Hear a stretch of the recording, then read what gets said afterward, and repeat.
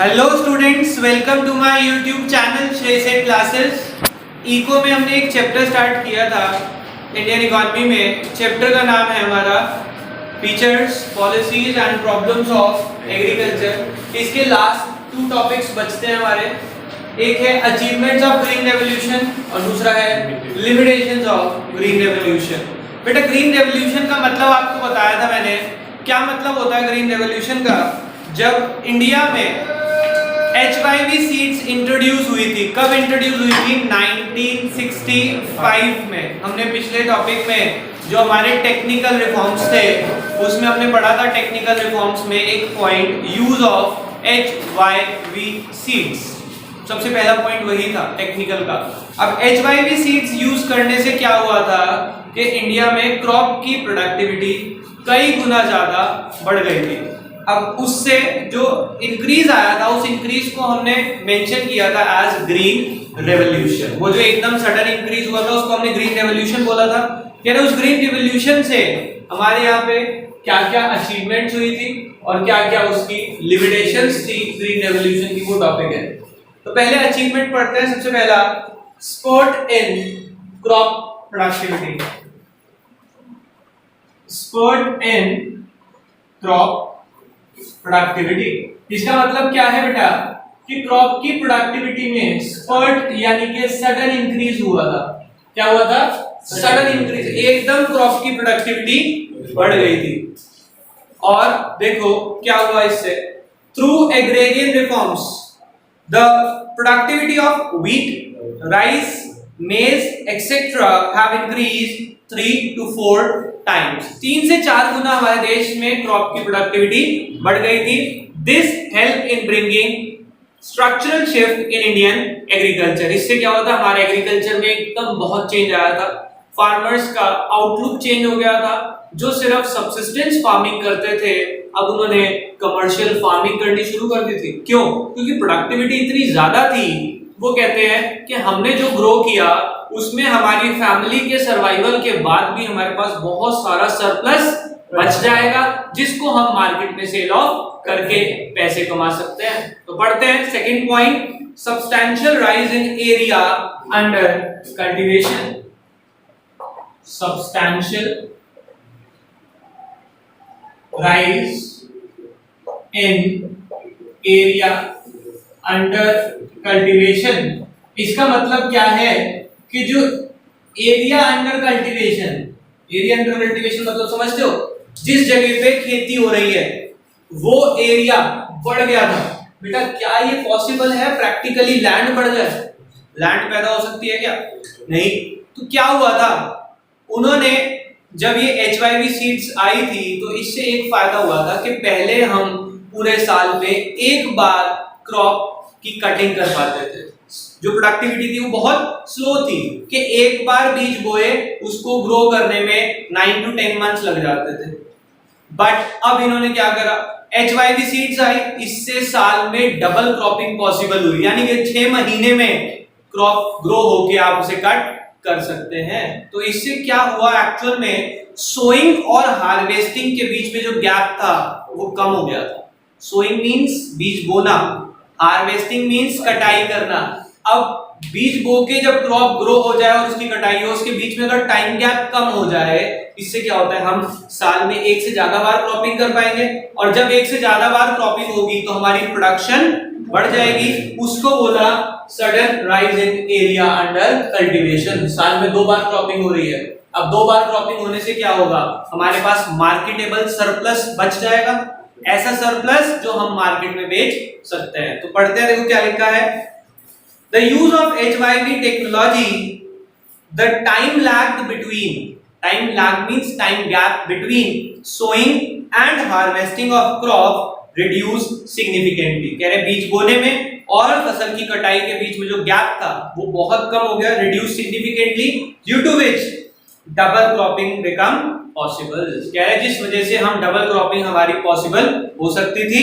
and the area under cultivation have increase, इस वजह से एरिया अंडर कल्टीवेशन बढ़ गया। क्लियर हो गई बात? साल में डबल क्रॉपिंग होगी तो ऑब्वियसली एरिया अंडर कल्टीवेशन बढ़ जाएगा। मैंने आपको क्या कहा था, इससे मार्केटेबल सरप्लस बचेगा, वो अगले पॉइंट में लिखा होगा। देखो क्या है, shift from subsistence farming to commercial farming. इसका मतलब क्या है, जो फार्मर्स थे अब वो सिर्फ सर्वाइवल के लिए क्रॉपिंग नहीं कर रहे थे, क्योंकि उनके पास मार्केट के लिए सरप्लस बच गया था।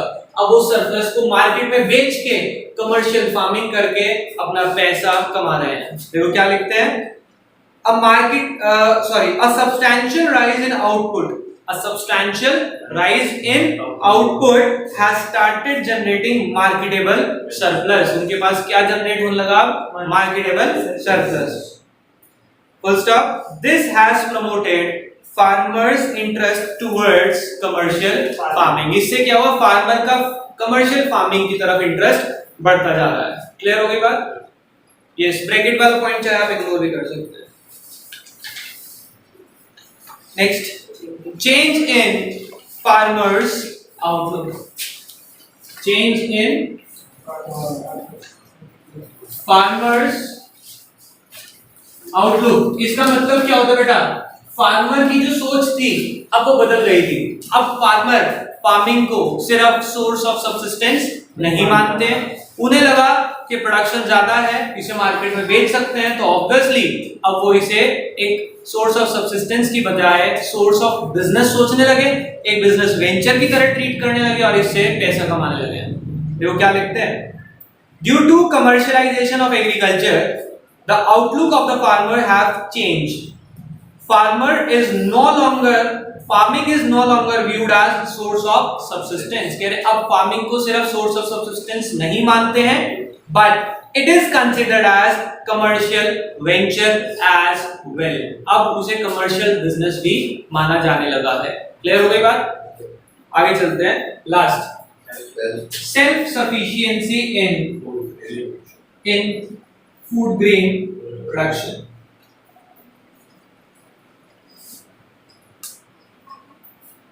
इसका मतलब क्या है बेटा, अब देखो हमारे यहाँ ग्रीन रेवोल्यूशन आया तो प्रोडक्शन बहुत बढ़ गई, और प्रोडक्शन बढ़ने से क्या हुआ, जो हम फूड के लिए किसी और के ऊपर डिपेंड थे वो हम अब क्या हो चुके हैं, सेल्फ सफिशिएंट। यानी कि हमें goods like wheat, rice, pulses, इनके लिए किसी और के ऊपर डिपेंड नहीं होना। इतना हम ग्रो कर लेते हैं कि हम अपने देश में हर एक को फूड अवेलेबल करा सके। क्लियर हो गई बात? यानी कि हम क्या बन चुके हैं, अब सेल्फ सफिशिएंट। पढ़ो, देखो क्या लिखा है, due to increase in crop productivity India have become self sufficient and also started maintaining buffer stock of food grains। कह रहे सिर्फ सेल्फ सफिशिएंट नहीं हुए, आज हमारे पास बफर स्टॉक भी है। बफर स्टॉक मतलब समझते हैं ना, इमरजेंसी स्टॉक। अगर कहीं पे कोई प्रॉब्लम है, फंड्स की शॉर्टेज है, बाढ़ आ गई, भूकंप आ गया, तो वहां पे गुड्स देने के लिए हमारे पास गुड्स भी अवेलेबल है। क्लियर हो गई बात? आगे चलते हैं बेटा, एक बार हम इन पॉइंट्स को पढ़ते हैं दोबारा से कि हमारे अचीवमेंट्स ग्रीन रेवोल्यूशन ने क्या क्या करी हैं। 5 पॉइंट है, 5 फायदे हुए हमें ग्रीन रेवोल्यूशन आने से, जिसमें से 4 तो एस हैं और एक चेंज इन फार्मर्स आउटलुक। सबसे पहला, स्प्रिट इन क्रॉप प्रोडक्टिविटी, यानी कि एकदम बहुत ज्यादा इंक्रीज हुआ था क्रॉप प्रोडक्टिविटी में। Substantial rise in area under cultivation, कह रहे हैं जब सोइंग और हार्वेस्टिंग के बीच में गैप कम हो गया तो साल में डबल क्रॉपिंग पॉसिबल हुई, जिस वजह से एरिया अंडर कल्टीवेशन बढ़ गया। अब फार्मर्स सिर्फ क्रॉप को, फार्मिंग को क्या सब्सिस्टेंस नहीं मानते, अब वो उसे बिजनेस वेंचर भी ट्रीट करते हैं। उन्होंने अपनी आउटलुक को बदला है, क्योंकि अब फार्मर्स फार्मिंग सिर्फ सर्वाइवल के लिए नहीं करते, और इंडिया जो है आज की डेट में सेल्फ सफिशिएंट हो चुका है for food grain, and also we are maintaining buffer stock. Is it okay? यहां तक के हमारे सारे पॉइंट्स कवर हो गए। हाँ जी बेटा, देखो नेक्स्ट टॉपिक हम कर रहे हैं लिमिटेशंस ऑफ ग्रीन रेवोल्यूशन। ये जो ग्रीन रेवोल्यूशन आया था इससे कुछ लिमिटेशंस भी थी। सबसे पहला, लिमिटेड क्रॉप्स। लिमिटेड क्रॉप्स का मतलब क्या है, ध्यान से समझना। ये जो ग्रीन रेवोल्यूशन आने से हमने कहा ना प्रोडक्टिविटी बढ़ी थी, ये प्रोडक्टिविटी सिर्फ और सिर्फ सेलेक्टेड क्रॉप्स की बढ़ी थी, लाइक व्हीट, मेज, बाजरा, राइस, जो हम फूड ग्रेन्स की बात करें।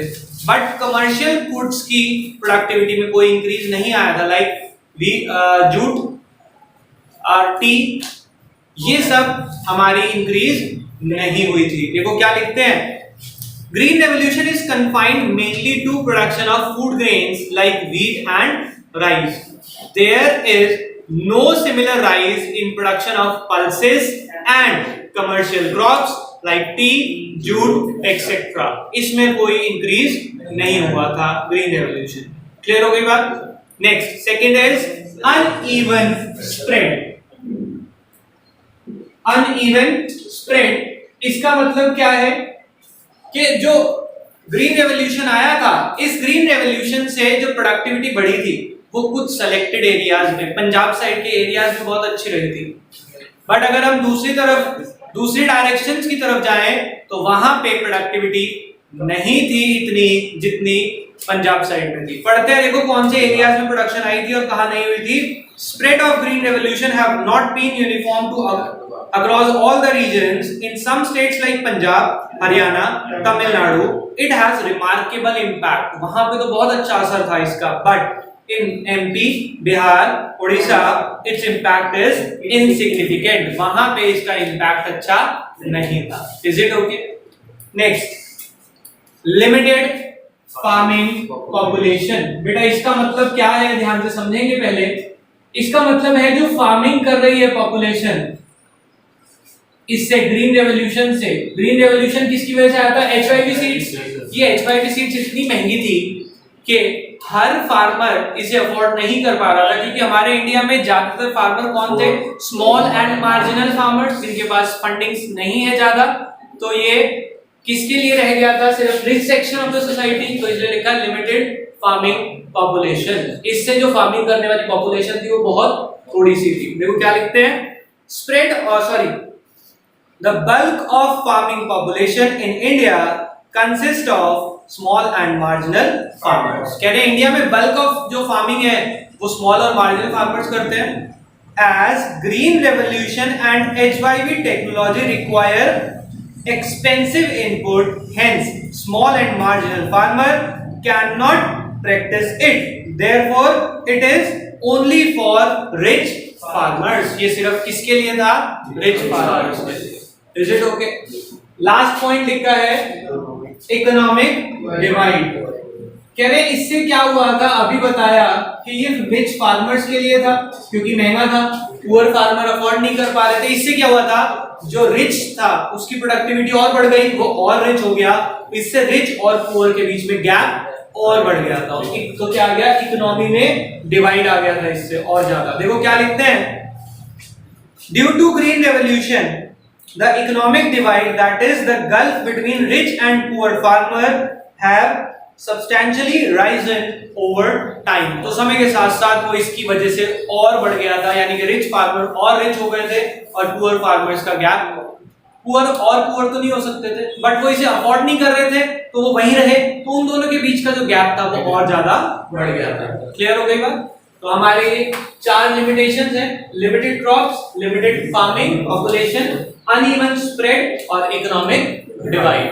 तो इस चैप्टर को हम इसी के साथ यहीं पे एंड करते हैं। बट बेटा ध्यान से समझेंगे सब बच्चे प्लीज। इस पूरे चैप्टर में हमारे पास सिर्फ और सिर्फ 8 टॉपिक हैं। समरी अगर बनाएंगे, मैं आपको ऐसे ही बता देता हूं। सबसे पहले हमने पढ़ी इसकी फार्मिंग की इंपॉर्टेंस, फिर हमने इसके पढ़े फीचर्स, फिर हमने इसकी पढ़ी लिमिटेशंस। ठीक है, लिमिटेशंस या प्रॉब्लम्स ऑफ एग्रीकल्चर को ध्यान में रखते हुए आया एग्रेरियन रिफॉर्म्स, जो 3 तरह के हैं। हमने कल ही पढ़े तीनों, टेक्निकल, इंस्टीट्यूशनल और जनरल रिफॉर्म्स। उसके बाद importance of green revolution, limitations of green revolution chapter over.